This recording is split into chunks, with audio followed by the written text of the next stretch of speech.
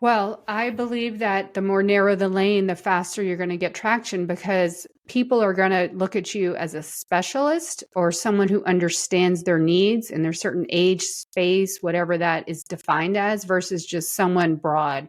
The best analogy is when we go to Google, we put in a search term for something very specific, right? So Google will find it. We don't just put in a general search term and then get out stuff. I mean, that doesn't make sense. You have to be you can go broader later, but if you really want to start getting traction and getting faster results, being known as the XYZ for this person, or say like, for retirees or empty nesters or new parents or whatever. I'm sure there's a ton of different ways to spin the niching down in the financial space, but people are going to know who you are. Welcome to the Future Ready Advisor podcast. I'm your host, Sam Sivarajan, wealth management consultant and behavioral scientist. Join me and my guests, from industry experts to top advisors, as we explore the pain points that financial advisors face, how they can solve them, free up their time, and make their practice future ready. Hi everyone, I'm Sam Sivarajan. Welcome to today's episode of the Future Ready Advisor. Today, I'm here with Michelle Griffin, a personal branding expert who works with entrepreneurs and professionals and teaches them everything they need so that they can clearly and confidently talk about themselves, position their business, and promote both for the life and business they deserve. Michelle, welcome to the show. Thanks for having me, Sam. It's good to be here. Delighted to have you, and I'm looking forward to our conversation. Let me quickly introduce you to our audience. Michelle is the brand therapist, drawing on 2 decades of experience in communications and marketing, a master's in PR, multiple industry credentials, and her proven brand GPS process. Having made the transition herself from the corporate world to a confident entrepreneur, she helps her clients find their voice, articulate their value, and share their story with a personal brand that makes a statement and makes a difference in their industry. Michelle, lots to talk about. But maybe we can start with you sharing a little bit about your business, your journey, particularly from corporate to a confident entrepreneur, and your philosophy when it comes to business and branding. Oh, yeah, absolutely. I find we all just kind of gravitate when we know someone's backstory, and that's a big part of the work I do. So, yeah, it's been 3.5 years since I left my role. I was in B2B professional services, insurance and legal marketing, and PR and events, and always had that inkling to get out there and start my brand consultancy. And so I did right before the pandemic, which really, really made the case of why we all need, not just me, but all of us who are out there in professional services absolutely need to be known and top of mind and get out there online. So I quickly realized that word of mouth and referral marketing, where I was super known in my industry, is going to be completely different venturing into my own. So that's exactly why I do what I do, because I know I'm the living proof of what I do. I'm building my brand and showing my clients as I go along the importance, the payoffs, and the power of it. So you've got to be known, you've got to be remembered, and you got to really almost stand for something so that you're top of mind. So when someone wants a financial advisor in the sea of sameness that can be out there, you come to mind. And so that's what I'm there to do for my clients in the professional services space. I think differentiating yourself is a key point, and I think most of our audience can agree with why that's necessary. I'm sure you find with your clients, or perhaps yourself, it's a little bit hard, particularly in today's world, to kind of put yourself out there, have an opinion, have a brand, without looking like you're self-promoting. How do you help your clients manage that kind of conflict that they're thinking through? Absolutely. So glad you asked this question because, my favorite line is visibility is not vanity. Visibility is being valuable. When you think, I really don't want to be spammy and promotional, but you have to realize you have to step out with that expertise that you have, that for that one person, that one, client, ideal client you're here to help. So they know that you're there for them, because we're not for everybody. we're here for that somebody, so to speak. So you absolutely know that I'm getting out there and I have branded myself so the right people resonate with me, right? And so that you find those ideal clients. You love working with them. It's a joy, right? That's what we all want and wish for. So when you get out there, you're dialed into who you are, who you help, what you stand for, how you help them. People can understand you, remember you, and also refer you, because that's in today's day and age, getting out online is so important, but it's still word of mouth. That's going to help, especially in this space for what you do. It's a very personalized relationship business, right? Very relatable. So that's why it's super important to, be known and do it right. And I get it. It's scary. That's why my mission and mantra is put yourself out there, the power and the payoff. I have a signature talk and a framework to really guide my reluctant clients, those hidden high achievers that are held back. So they just get over that proverbial wall, everything changes. And I saw that myself. And that's why I'm here to nudge them along. I love that comment. Visibility is not vanity. I think that's so true. And I think, as you say, it's a mindset shift. And I can see how your clients that work with you benefit from having a structured process that can get them through that, make that concept not just theoretical, but actual and practical. You spoke passionately about the need for finding your voice and positioning yourself correctly, for getting unstuck, I think was the words that you used. Over the years, you've worked with a lot of professionals and business owners. Can you share with the audience what the biggest challenges you think that they face in this area and how you help them overcome those challenges? Oh, that's a great one. So many people come to me so stuck, and trust me, my backstory, part of that story I didn't tell you, that I knew in 2015 that I wanted to, pursue my own consultancy, but it took me 5 years to get out there. I mean, that's a waste of time. That's so sad, because I was stuck. There was many, many things I could do in the marketing, branding, PR world. And a lot of us have a lot of ideas, and we're fighting against ourselves and the fact that we sometimes have too many ideas. Our inner voice is like, oh, that's, so we just live in our own heads. That's why the majority of my people come to me and that's why I call myself the brand therapist. I help you put a mirror and see it with another set of eyes and ears and perspective so you can make sense. We're just too close to it.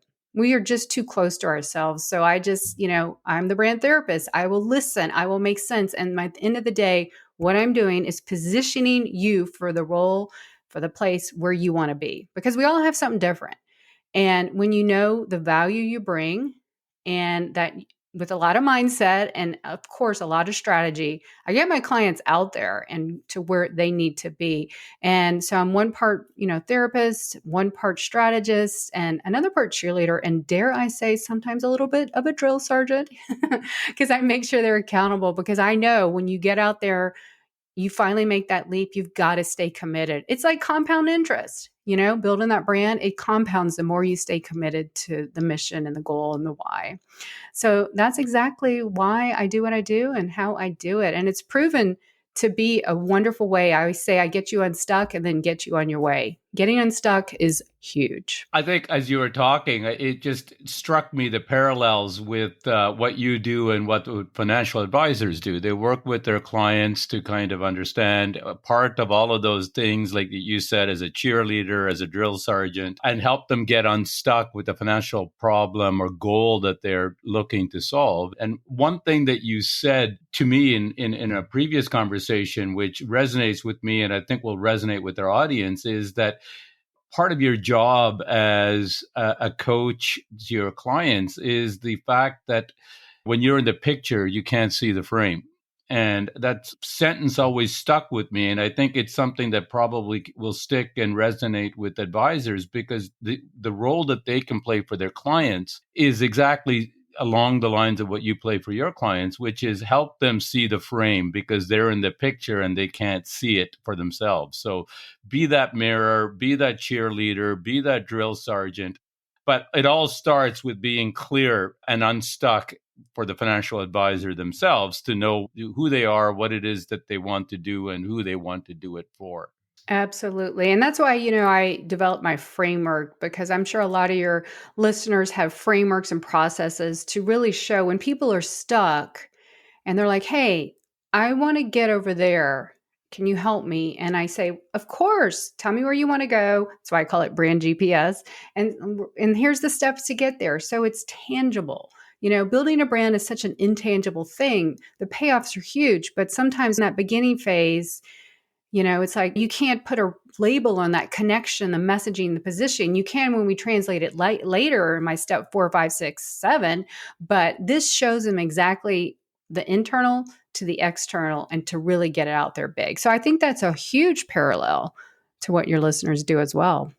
I think you talked about your process, and not to get too into details, but I would suspect that most people think about brand or even personal brand as having to do with the kind of the fun stuff, the logos, the colors, all of those kind of things that are what people probably associate with brand. But I suspect that you would say that's probably the end result of a lot of work that goes on before. Can you talk a little bit about some of that work that goes on before that may not be as cool and sexy, but is absolutely critical to get you to that cool and sexy stuff? Absolutely. It's a foundation we set. Just like you have to build your financial foundation, you want all those pretty things. Well, you can't get it until you do that foundational work. And so I'm not going to talk about the 7 steps. It's on my website. You can link to it if need be. But essentially the first 3 steps are I call it your brand clarity trifecta. It's your perspective, your people, and your positioning. So first we have to know absolutely who you are, what you stand for,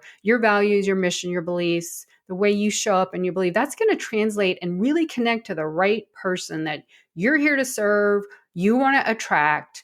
Because face it, there's a lot of people out there, but you can really get clear on your beliefs so that those people come to you. So we get really clear on the perspectives. Beliefs are very, very important in the financial world because not everyone shares the same, obviously. So then we get to number 2, which is your people. So first one was your perspectives, internal clarity. External clarity is the people. Who you want to show up for? You can help in the world in financial, but the better you're going to stand out and attract the right people, the more smaller the lane, the stronger your impact. And we get really clear on who it is that you're best equipped to serve, and kind of it's a triangle effect. So then we get to once we're clear on what they need, the problem you're solving for them, and what they really desire, so you can speak to that emotional connection they need. Then we get into your positioning. How are you positioned to stand out in your market so that you are top of mind, not to everyone, but to the people that you're best equipped to serve, and also that you want to serve, right? Because I have people come to me and they want to work with me, but I'm not a best fit for them. So I will say, look, this is judging by where you want to go and what you say, I don't think this is the best fit. And so we don't even have to have these conversations if you're dialed in right. So positioning is everything. So that when someone wants an XYZ advisor or needs this, or this is their stage and place in life, top of mind, you come to it. And then, of course, 4, 5, 6, and 7 is how you get out there and build all that tangible stuff. Or the stuff that we all see. But when you do the legwork, when you do that foundation, you're set. Just like, I'm not a financial advisor, but I'm sure you probably have some parallel about getting the base in right so that you can get out there in a bigger way and then get the things that you really want. No, I think the parallels are exact. I think that as a financial advisor, a critical step is to get a deep discovery of that client, to understand what their values are, what their priorities are, what their experiences have been. And I think all of that is critical to get that clear, that foundation built, as you said, before you can really kind of diagnose what might be a problem that they are looking to solve. And more importantly, what might be some viable solutions that you can offer. The analogy I always use is like otherwise walking into a doctor's office and the doctor has a prescription waiting for you without asking what the symptoms are or where it hurts, etc. So I think without having a proper understanding of the problem, any solution is bound to fail. Oh, absolutely. So, yeah. And, to your point, run away if someone in the branding world says, do this, do that without having a conversation about you. Probably go a little bit overboard as far as the deep dive I do, because I want to be 100% sure I've gotten the brand clarity trifecta. I understand you. Okay. Understand who you want to stand out for. And then we can translate that into number three, your positioning. Just like a doctor would do a thorough investigation, so should your financial advisor and hopefully your personal brand strategist and consultant as well. I think there's a couple of things that you said that I'd like to dive a little deeper on, and particularly on the people and the positioning. There are opposing views on how you define your target market. I think there's always a tendency where most of us innately believe that we need to have as broad a market as possible to address a bigger potential clientele. Although I think there are a lot of others that say, and I think I hear you saying that a bit about niching down or finding a specific lane and who you want to serve. I think that's probably true in your work, but it's also true in the financial industry space, this dichotomy. What do you think is the right approach and why? Well, I believe that the more narrow the lane, the faster you're going to get traction because people are going to look at you as a specialist or someone who understands their needs in their certain age, space, whatever that is defined as, versus just someone broad. The best analogy is when we go to Google, we put in a search term for something very specific, right? So Google will find it.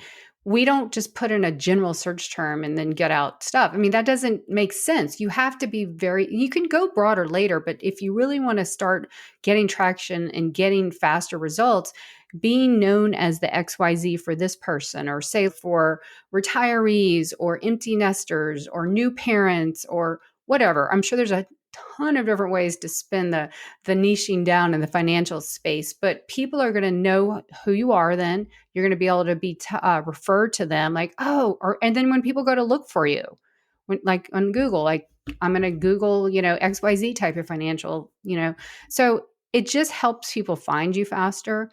And as the more and more people land online in this world, we're becoming a commodity. So we need to be as niche down. I don't even like the word niche, to be honest, because I think it scares people away. Find the narrow lane you want to go in and just get in there. You can always broaden it, but you will find getting on social media, getting on LinkedIn, all the things people will relate to you a lot faster when you're more specialized or specific. Let's put specificity in there because I always like to say specificity sells.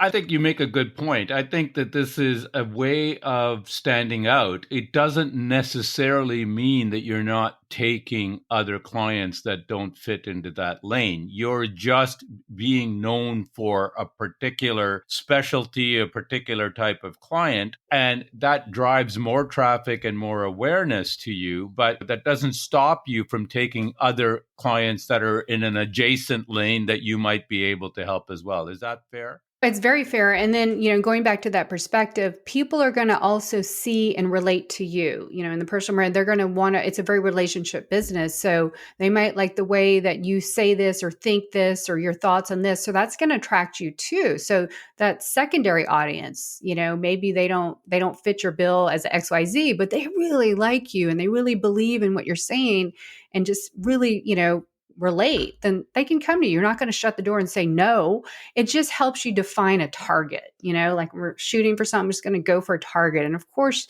there's periphery people, but they can come too. But you're going to just save a lot of time and anguish in marketing and talking about yourself. Oh my goodness, when we talk about ourselves and introduce ourselves at networking events, when we just say, hi, I'm Michelle and I do branding, or I'm Michelle and I do marketing. Well, I can do a lot faster when I say, hey, I'm Michelle. I'm a personal brand strategist speaker in the professional services space.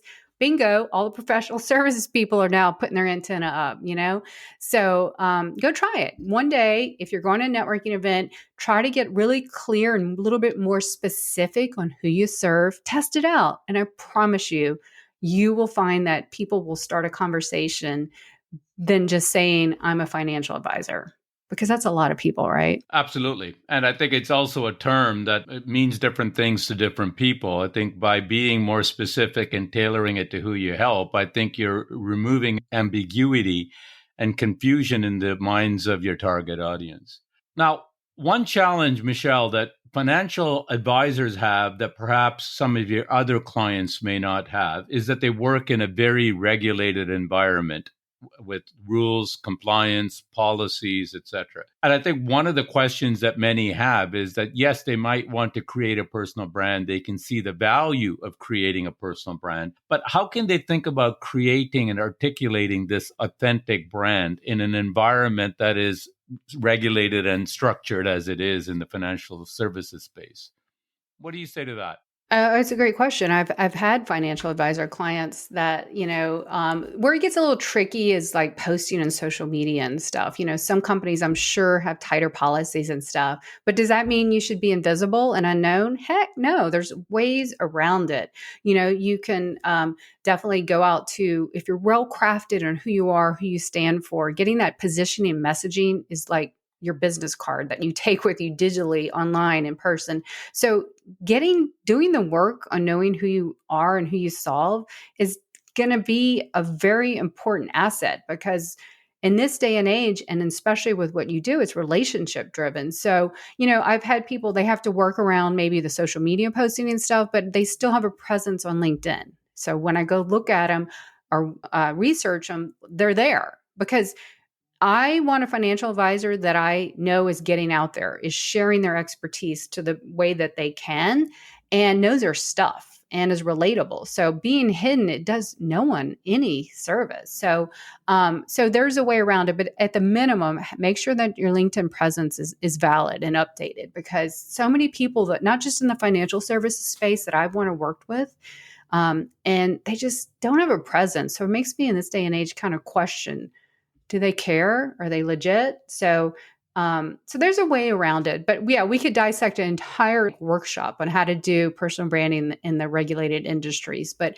I guess high level, I just want to say, don't let that stop you. I think it's a great point that you make. I know that whenever I've got a meeting coming up with someone that I haven't met, the first thing I do is go on LinkedIn and see what their profile looks like. At the very least, to know what they look like, so that when I meet them, in a coffee shop or at a restaurant, I know who I'm looking for. But I think it's also, you're looking for a sense of validation and credibility. And I think your advice is so bang on. I think that at the minimum, I think financial advisors need to have a professional LinkedIn profile. There are potentially other social media channels, but I think in professional services like financial advice, I think LinkedIn tends to be the go-to channel. And I think it's everything from having, I suspect, having a professional profile photo to a headline that is clear, articulate, your positioning kind of statement that you talk about.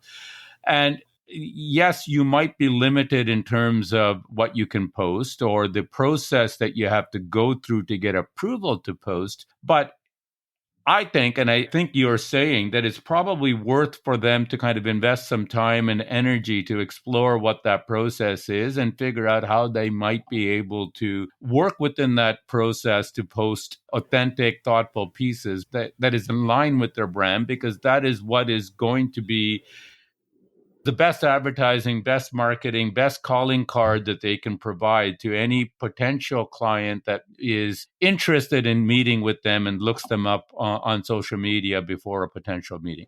Absolutely. It's a trust thing. I mean, I want to trust and have a credible person who's helping me with my finances. Um, but, there's ways around it. But, being on LinkedIn is where everyone goes to check you out. So, have a presence, but you don't always sometimes have to post. You can show up to LinkedIn events. You can comment. There's other ways to be seen. But at the end of the day, LinkedIn is free. Okay. Maybe you invest in helping, someone to show you the way and stuff, but it's personal branding. When you think about it, it's a future marketing. It's a very easy way and cheaper way at that to market yourself versus paying ads and printing the print ads. And sure, you could do that, but there's no way to track it. But you're building a brand, you're saving yourself, tons of money when you're getting on LinkedIn to have a presence. And you're building trust. That's a currency of the internet, and especially in this business. So, so at the minimum, do this for yourself. Make sure that your profile on LinkedIn. Also, another little actionable tip: make sure your experience section doesn't just say financial advisors, because Google gives LinkedIn a lot of authority. When you Google your name, your LinkedIn profile will be in the top 3 sometimes. And just saying I'm a financial advisor is just a commodity. be more specific in that role and what you do. And that way, when a potential client is coming to look you up, they're like, oh, well, they're for me or not, So get specificity sells, I love to say. So make sure that first experience section on LinkedIn on your profile is dialed in very specific.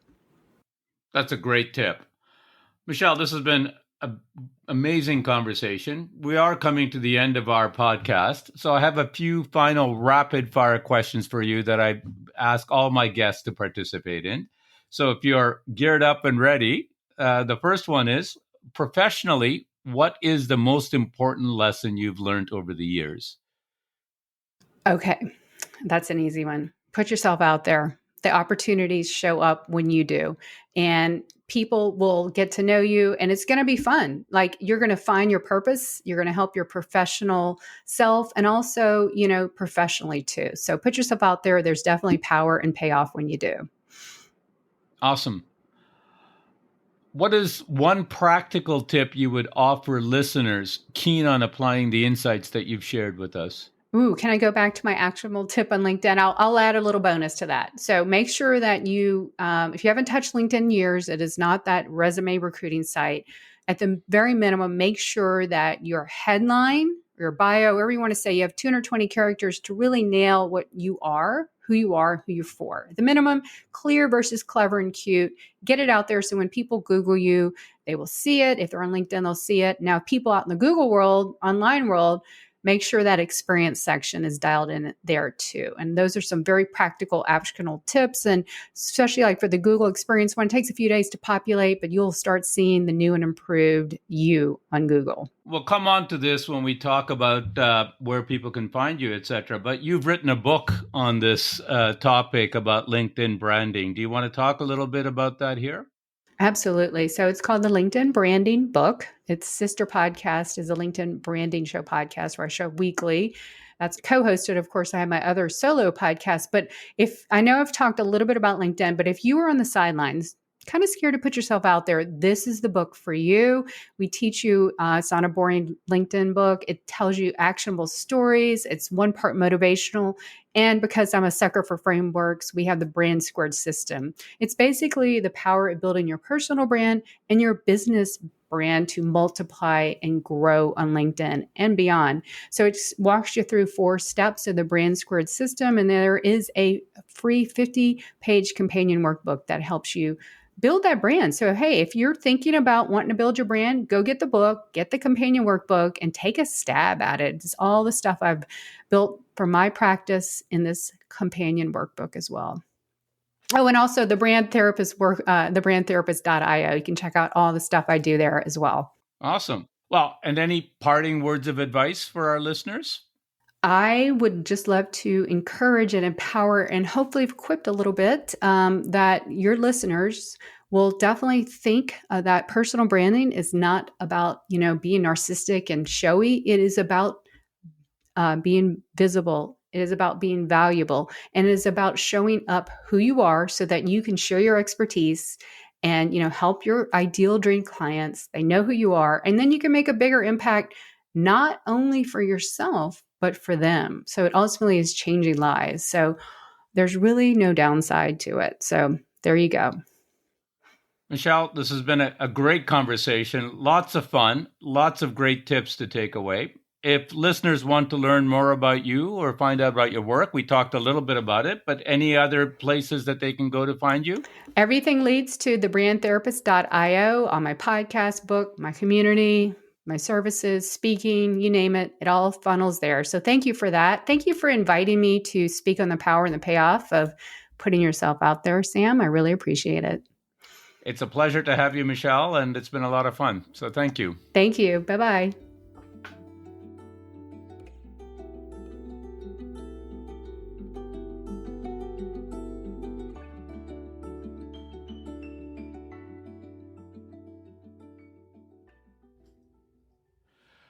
A really interesting conversation with Michelle Griffin, talking about a topic that isn't discussed much, but may be key to differentiating your advisory practice: personal branding.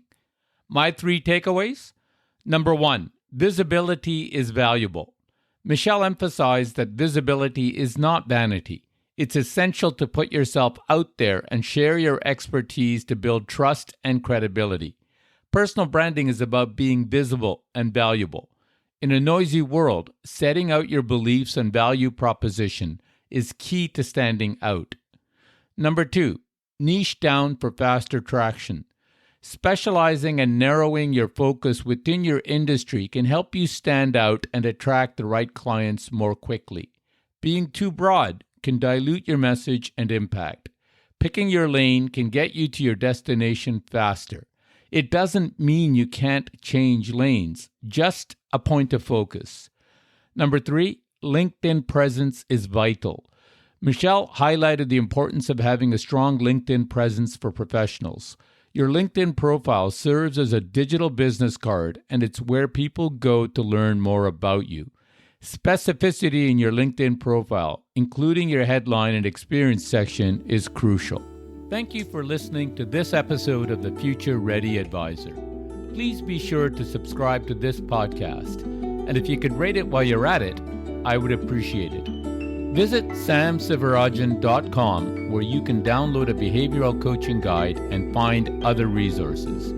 Join me in the next episode for more tips and tools to make your practice future ready.